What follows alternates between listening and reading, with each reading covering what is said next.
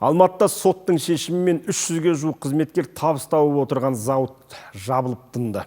Кәсіпорын маңындағы тұрғындар әкімдікке көшемізді шаң басты, денсаулығымызға зиян келді деген шағым түсірген. Ал жан бағып жүрген жалғыз жұмыстарынан айрылғысы жоқ қызметкерлер сот үкімі өзгертілсін деген талап қойып отыр. Бірнеше күннен бері Нұртау зауытының жұмысшыларында маза жоқ, себебі басшылары сот шешіміне сәйкес зауыттың жабылатынын хабарлапты. Айтуларынша, кәсіпорын маңындағы тұрғындар әлеуметтік желілер арқылы жергілікті билікке шағым түсірген. Олар зауыттан шыққан зиянды қалдықтардың кесірінен адамдар ауырып, бау-бақшадағы өсімдік шаңға көміліп жатқанын айтып арызданыпты. Ал күні кеше сот үкім шығарған. Енді кәсіпорын жабылса, жұмыссыз қаламыз ба деген 300-ге жуық қызметкер сот шешімі бұзылсын деп талап қойып отыр. 3-4 көршінің шағымымен біздің фирма жабылып қалса, біз не істейміз 250 адам? Жұмыссыз қаламыз ба? Бізге қандай көмектер керек? Бізге көмек сұранамыз, көмектесулерін. Бронхолия астма деп айтып жатыр, өкпе ауруы болсын, тіпті ковидпен ауырған бірде-бір адам болған емес. Бүгінгі күнге дейін өткен мен кадр бөлімінде отырғасын, соның барлығын мен білемін. Бізде итальянский оборудование тұр, шаң сыртқа шығармайды. Соның бәрін.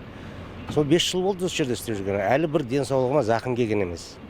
Алматы қалалық экология департаментінің өкілдері тұрғындар шағымынан кейін тиісті тексеру жұмыстары жүргізілді дейді. Сол кезде зауыт пен іргелес үйлер арасындағы заңмен бекітілген арақашықтық сақталмаған анықталған. Яғни қазір қоршау мен үй арасы 20 метрді құрайды, ал заң бойынша кемінде 300 метр болуы тиіс екен. Сондай-ақ соңғы жылдары зауыттан бөлінетін зиянды қалдықтар артқан.